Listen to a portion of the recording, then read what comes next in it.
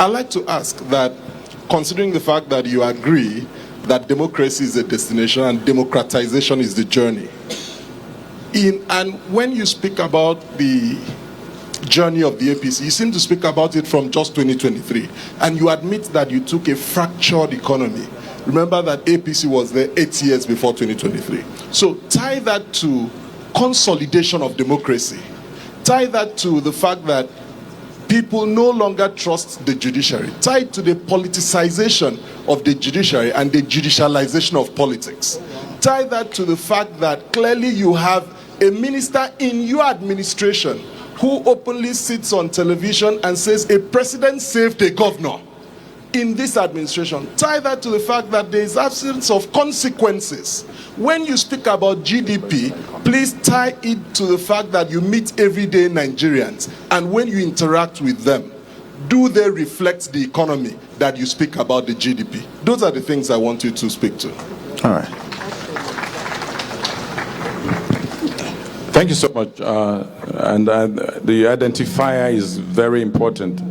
The publicity secretary of the PDP, and I wouldn't expect anything lesser than that. And you straddle between a question and, of course, a submission. You piled in so many things. Yes, there's no denial about it. The APC has been in government for close to 11 years, and we're unafraid to do an audit of the APC government in 11 years. But also, we're also bold to look at, because Nigeria is a work in progress, we're also able to look back to say the APC took over from the PDP. Somebody was in charge of the shop for 16 years. Somebody was supposed to have provided the rail transportation. Somebody was supposed to have improved our electricity with $16 billion. Somebody was supposed to have improved our airports, improved our schools for 16 years. And that somebody failed. And that's the PDP. But we have moved beyond that. It takes time to recover. It takes time for reforms to grow. So, in 11 years, have we seen this country improve?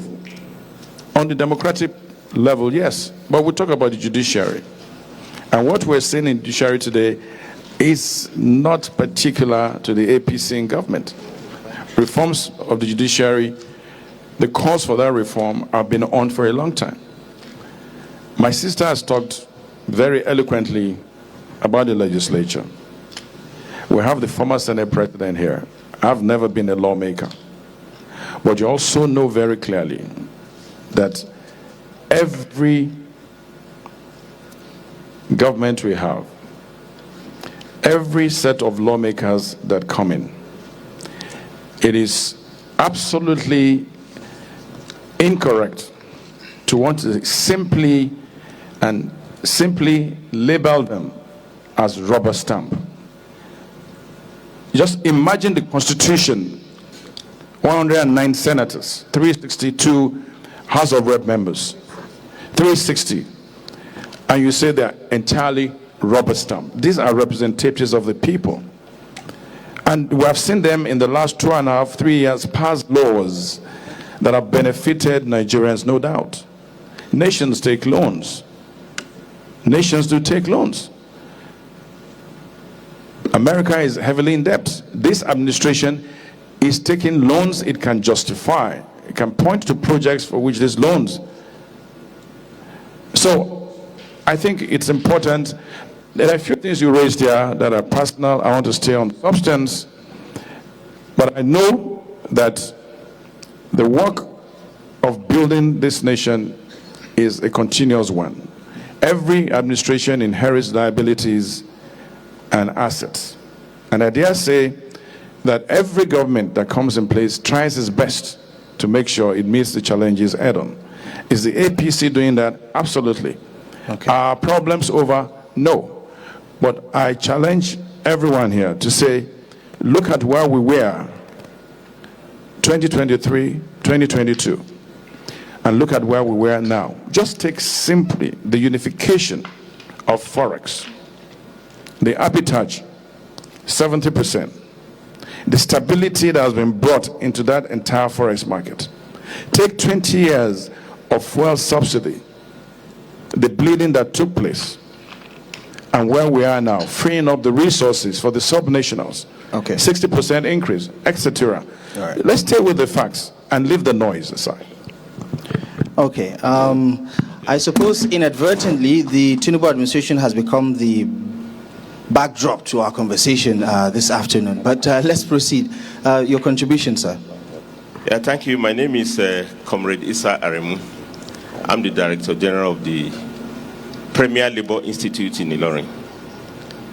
I have a short comment for Mr.